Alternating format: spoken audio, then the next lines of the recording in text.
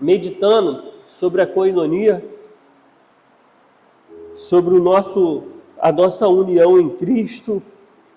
E hoje eu queria meditar com os irmãos um tema que eu acredito que seja importante, que é a ação do Espírito Santo na comunhão da igreja. Amém? A ação do Espírito Santo na comunhão da igreja. Esse tema aí eu acredito que seja extremamente relevante aí para nós entendermos a comunhão.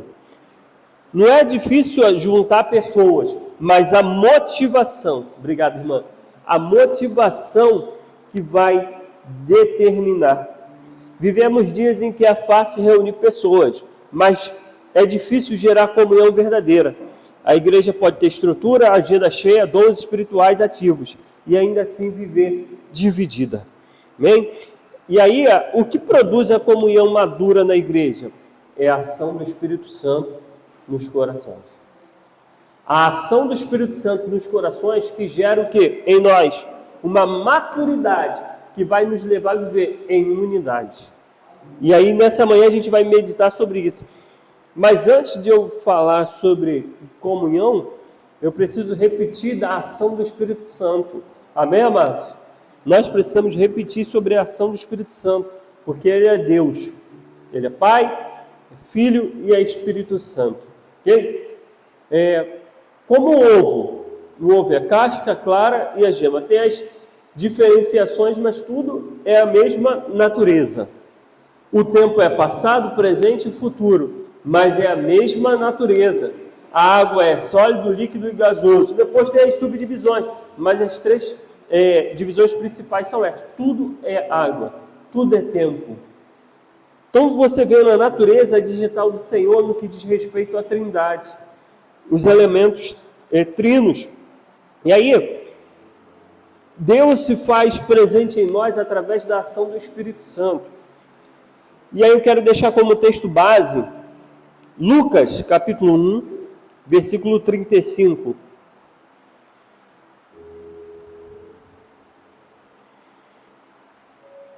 Lucas 1, 35.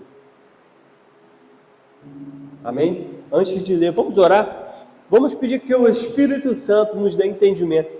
Porque quem nos traz o entendimento da palavra é o Espírito Santo. Amém, amados?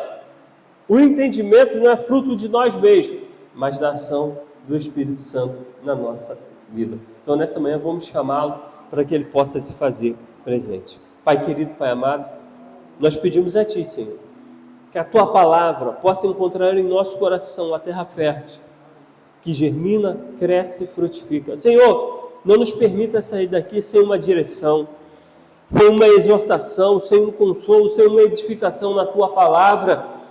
O verdadeiro avivamento, Pai, só é produzido através da Tua palavra. E que essa palavra possa incendiar nossa alma e nosso coração. E possamos viver, Papai, a Tua vontade, em nome de Jesus. Amém.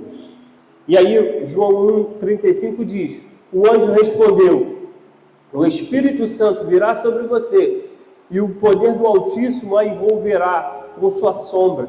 Por isso também o ente santo que há de nascer será chamado Filho de Deus. Aqui é o anjo falando com Maria, dizendo que ela iria engravidar, ia ser gerado nela Cristo. Mas como? Na vontade da carne? Não, na vontade do Espírito. Por que eu parto daqui? Porque é o Espírito Santo que gera Cristo na nossa vida. E sem Cristo gerado em nós não existe a verdadeira comunhão, existe ajuntamento, mas a verdadeira coinonia bíblica só é gerada quando Cristo está na nossa vida. Ali, amados, Cristo foi gerado fisicamente, mas hoje ele é gerado espiritualmente em nós, quando nós entregamos a nossa vida a Jesus.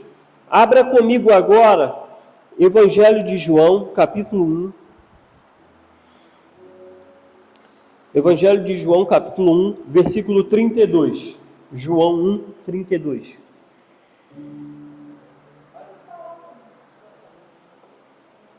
Evangelho de João, capítulo 1, versículo 32. que a palavra diz. E João o Batista testemunhou dizendo: viu o Espírito descer do céu como pomba e pousar sobre ele. Eu não conhecia aquele, porém, que me enviou a batizar com água, me disse: aquele sobre quem você vir descer e pousar o Espírito, esse é o que batiza com o Espírito Santo. Como o Espírito Santo veio sobre Jesus, Jesus abriu a porta para que o Espírito Santo também descesse sobre os corações. E a ação do Espírito Santo nos corações, amados, nos leva a se parecer com Cristo. Cristo é gerado no nosso coração através do Espírito Santo. Só o Espírito Santo, amado, é capaz de gerar Cristo na nossa vida. Isso que nós chamamos de quê? De novo nascimento. Quando eu entrego minha vida a Jesus, quando eu me rendo ao Senhor, eu começo a passar por um processo, que nós chamamos isso de santificação, de um amadurecimento. A partir de agora, nós teremos o testemunho interno do Espírito. A partir do momento que você entrega a sua vida ao Senhor, a sua consciência começa a mudar. Se antes você tinha práticas, que a Bíblia diz que são ruins, agora, se você fizer algo que é contra a palavra, no mesmo instante vem uma voz no seu espírito e fala assim: isso não é legal. Isso nós chamamos de o testemunho interno do Espírito Santo sobre a nossa vida.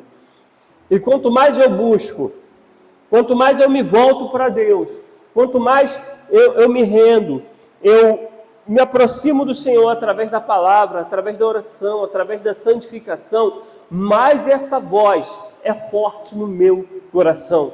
De maneira que essa voz começa a dirigir minha vida, de maneira que essa voz começa a conduzir os meus passos. Estou numa situação, vem a voz do Espírito e sopra: faça isso. Estou num dilema, vem a voz do Espírito e sopra.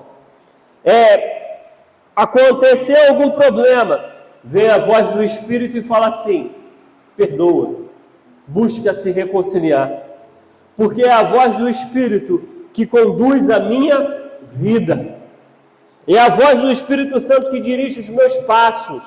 Quando eu sou guiado pelo Espírito, os valores do reino de Deus são gerados no meu coração.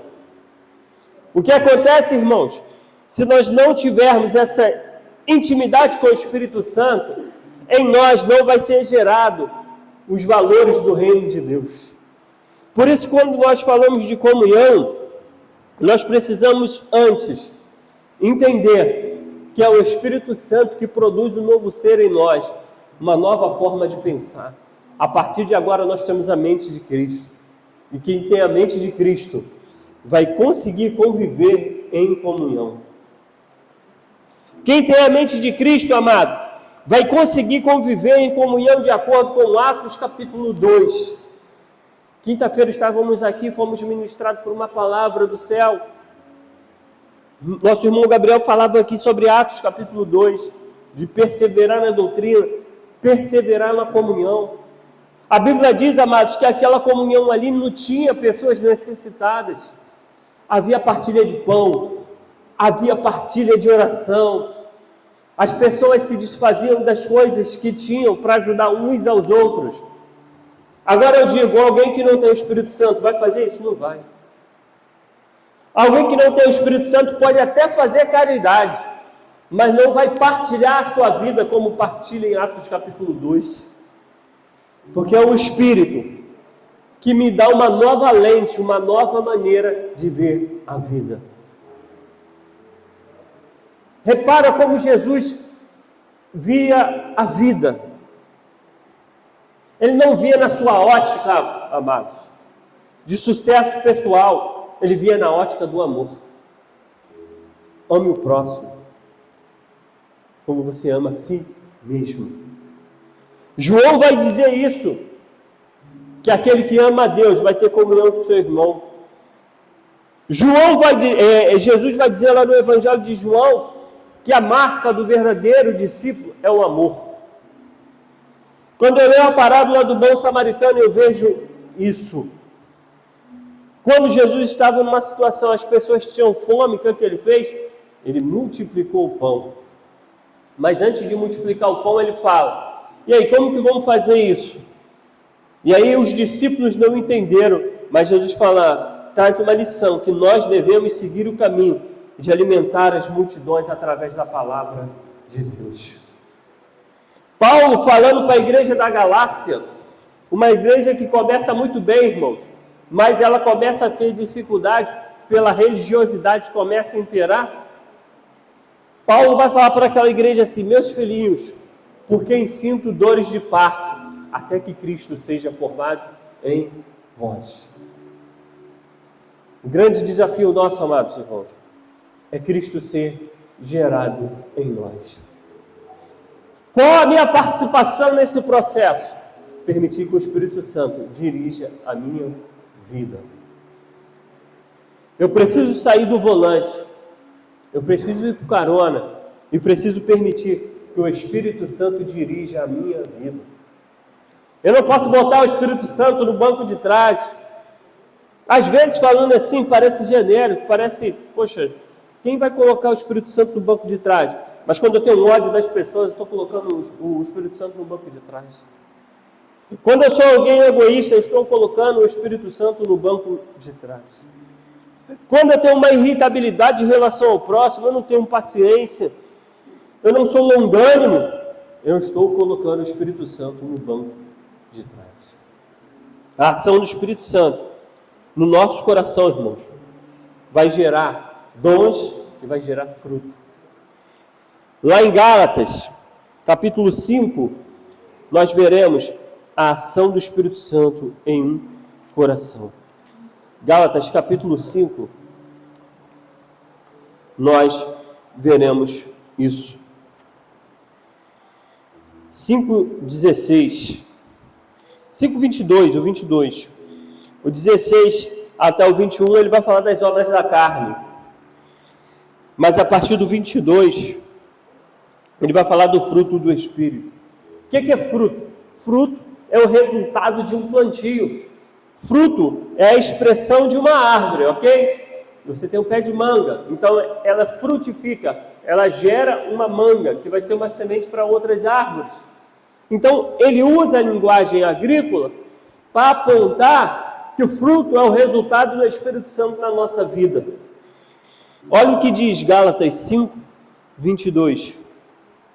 Mas o fruto do Espírito é amor, olha só, alegria, paz, longanimidade. O que é longanimidade? Longânimo, alguém paciente, que estica, que pensa, que respira, benignidade, bondade, fidelidade, mansidão. Olha só, que coisa linda, domínio próprio. Contra essas coisas não há lei. Agora eu digo, se nós crescermos nos dons do Espírito Santo, nós vamos ter dificuldade de viver em comunhão? Nós não vamos ter dificuldade de viver em comunhão. A nossa comunhão vai ser a comunhão de Atos, capítulo 2, versículo 42. Não tinha necessidade, viviam juntos. Porque eles conseguiram esse padrão. Por quê? Porque eles eram cheios do Espírito Santo. Paulo vai exortar a igreja de Corinto acerca dessa importância. Ainda sobre o novo nascimento muda a natureza, muda a percepção, muda os relacionamentos. 2 Coríntios, capítulo 5, versículo 16.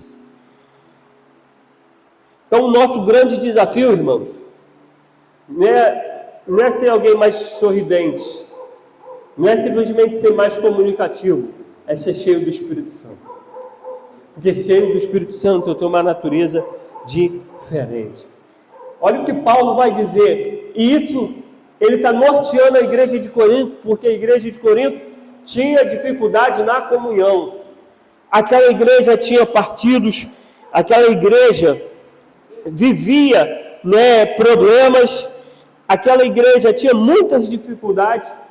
Paulo vai orientar a igreja de Corinto. Assim que nós que é a igreja, a coletividade, daqui por diante, ele está estabelecendo um marco. Porque Corinto tinha divisão, tinha partidarismo.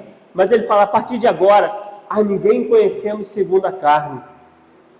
E se antes conhecemos Cristo segundo a carne, já agora não o conhecemos deste modo. Paulo está dizendo, irmãos, eu sei que antes de vocês chegarem aqui, existiam pessoas que furtavam, que eram assassinos, que viviam à margem da lei, mas agora você não vai olhar o seu próximo na perspectiva do passado sem Cristo. A partir de agora, ninguém conhecemos segundo a carne.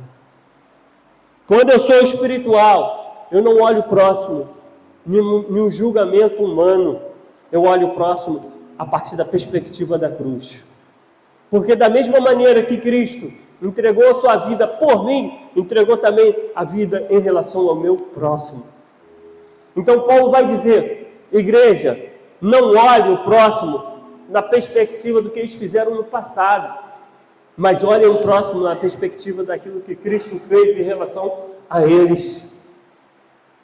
Quando nós temos essa maturidade, a nossa visão em relação à comunhão, amados, ela é totalmente transformada. Essa igreja de Corinto é um exemplo de uma igreja que precisava entender de comunhão. 1 Coríntios, capítulo 1, versículo 10. Olha o cenário espiritual dessa igreja. Por isso que Paulo chama aquela igreja a não conhecer ninguém segundo a carne. E aquele outro versículo vai dizer, alguém está em Cristo, nova criatura é, nova criação. Olha a situação de Corinto. Irmãos, pelo nome de nosso Senhor Jesus Cristo, peço-lhes que todos estejam de acordo naquilo que falam e não haja divisões entre vocês. Pelo contrário, que vocês sejam unidos. Aí aqui ele vai especificar que forma nós vamos ser unidos. No mesmo modo de pensar, no mesmo propósito, caminhando em concordância. 11. Pois, meus irmãos, fui informado a respeito de vocês, por alguns membros da casa de Cloe, de que há brigas entre vocês. Refiro-me ao fato de cada um de vocês dizer, eu sou de Paulo, eu sou de Apolo, eu sou de Cefas, eu sou de Cristo. Será que Cristo está dividido? Será que Paulo foi crucificado por vocês? Ou será que vocês foram batizados em nome de Paulo? Dou graças a Deus por não ter batizado nenhum de vocês, exceto a Crispo e Gaio, para que ninguém diga que vocês foram batizados em meu nome. Batizei também a casa de Estefanas, além destes, não me lembro se batizei algum outro. Afinal, Cristo não me enviou para batizar, mas para pregar o Evangelho, não com sabedoria de palavra, para que não se anule a cruz de Cristo. Certamente a palavra da cruz é loucura para os que se perdem, mas para nós que somos salvos, ela é o poder de Deus. Aquela igreja, ela tinha uma dificuldade na sua unidade, na sua comunhão. E Paulo vai dizer mais para frente que aquela igreja era uma igreja carnal, uma igreja imatura, porque a dificuldade no relacionamento revela uma imaturidade. Existiam partidos, existiam brigas, eles tinham dons, mas eles não estavam no fruto do Espírito. Então a verdadeira comunhão, irmãos, ela é revelada, o fruto do Espírito na nossa vida. Quando nós temos o fruto do Espírito, nós temos uma comunhão diferenciada. Nós lembramos do próximo, nós ligamos, nós buscamos saber se a pessoa está bem, nós queremos ajudar, carregar as cargas uns dos outros. Quando nosso coração é cheio do Espírito Santo, nós somos longânimos, nós temos uma casca. Quando nós não temos o Espírito Santo, nós temos uma facilidade de explodir. Quando nós não temos o Espírito Santo, nós temos uma irritação em relação ao próximo muito grande. Atitudes do próximo rapidamente inflamam o nosso coração para briga. rapidamente inflamam o nosso coração para excluir aquela pessoa. Mas agora, amados irmãos, quando o Espírito Santo frutifica na nossa vida, nós temos longanimidade, nós temos benignidade, nós temos amor em relação ao próximo. A verdadeira comunhão, ela passa por uma vida cheia da presença do Espírito Santo. Sem a ação do Espírito Santo, existe ajuntamento, mas não existe a coinonia bíblica. O que fez a diferença naquela igreja, irmãos, não foi o nível de conhecimento que aquela igreja tinha, não foram os dons que aquela igreja tinha. O que fez a diferença naquela igreja foi a ação do Espírito Santo nos corações. Alguém cheio do Espírito Santo é alguém que ama, alguém que abraça, alguém que se compadece, alguém que lembra a pessoa de Jesus Cristo. Irmãos, que privilégio! Hoje, o Senhor não habita em tijolo. Hoje, o Senhor não habita no cimento. Hoje, o Senhor habita nos corações. Hoje, a grande ação do Espírito Santo é sobre a nossa vida, para que eu e você sejamos testemunhas do amor de Deus. Deus não te chamou para ser juiz. Deus não te chamou para ser advogado. Deus não te chamou para ser debatedor. Deus te chamou para ser testemunha. Uma das características da igreja primitiva, que ela era mártir, ela era testemunha. E eles levaram o testemunho da palavra até as últimas consequências, até o Coliseu, até situações de perdas, mas eles permaneceram porque eles eram testemunhas da palavra. O autor aos Hebreus vai dizer que eram homens que o mundo não era digno deles. O autor aos Hebreus vai chamá-los de heróis da fé, homens e mulheres, que em face do maior perigo, não se prenderam a bens materiais de uma justiça humana, mas permaneceram como testemunhas do Senhor nessa terra. Os historiadores vão dizer, irmãos, que existia um espetáculo em Roma, num espaço chamado Coliseu, uma espécie de um estádio, em que a alegria das autoridades romanas era pegar grupo de cristãos e lançá-los naquela arena e soltar leões e feras para matá-los. Mas para espanto daquelas autoridades, aqueles cristãos não estavam amedrontados, não estavam debaixo de pavor, mas eles tinham uma alegria profunda, porque foi gerada pelo Espírito Santo naquelas vidas. Famílias inteiras entravam no Coliseu, pessoas, historiadores anotaram isso. A sociedade romana, amada, foi impactado não com dons, mas com testemunho. Com a fé viva e eficaz de homens e mulheres que não se dobraram. Hoje, irmãos, não é diferente. O avivamento virá pelo testemunho eficaz, por um ambiente que glorifica a Deus, por uma igreja que ama o próximo, tem sede de Deus. Cria um ambiente saudável, não de competição, não de um querer ser melhor que o outro, não, amado, mas de orarmos uns pelos outros, de carregarmos as cargas, de amarmos, de perdoarmos, de olharmos o próximo na perspectiva da palavra. Ama o próximo como você ama a si mesmo. Esse é o nosso desafio como igreja. A verdadeira comunhão passa por isso, amados. Podemos alcançar um grande número de ajuntamentos, mas não significa que estamos vivendo a coinonia bíblica, a comunhão bíblica. Porque a comunhão bíblica, ela passa por um povo cheio do Espírito Santo. Se queremos avançar em comunhão, precisamos antes, individualmente, avançar com o Espírito Santo sobre a nossa vida. Ele precisa governar a nossa vida. Ele precisa reger domínio sobre a nossa vida. É um processo fácil? Não, é um processo difícil, porque é um processo de renúncia. Quanto mais eu renuncio, quanto mais eu busco, quanto mais eu paro e peço, Senhor, o que eu devo fazer? O que a Tua Palavra me orienta para fazer? Quanto mais eu me coloco debaixo da ação do Espírito Santo, mais Ele governa sobre a minha vida. Mais eu experimento o fruto do Espírito. Mais eu cresço nos dons espirituais. Mais Ele encontra espaço em nós e através de nós. Por isso, nesse tempo, amados irmãos, o nosso maior desafio é sermos cheios do Espírito Santo. Sermos pessoas que transbordam do Espírito. E nos nossos relacionamentos se veja isso. Corações que amam a palavra e amam o próximo. Eu encerro citando a carta que Paulo escreveu a um cristão do primeiro século. Esse cristão se chamava Filemão. Dentro daquela estrutura de sociedade, existiam pessoas escravizadas. E esse cristão chamado Filemão, ele tinha um escravo. E esse escravo, ele fugiu. E por obra da graça, não coincidência, por obra da graça, aquele escravo fugitivo vai encontrar quem? Vai encontrar Paulo.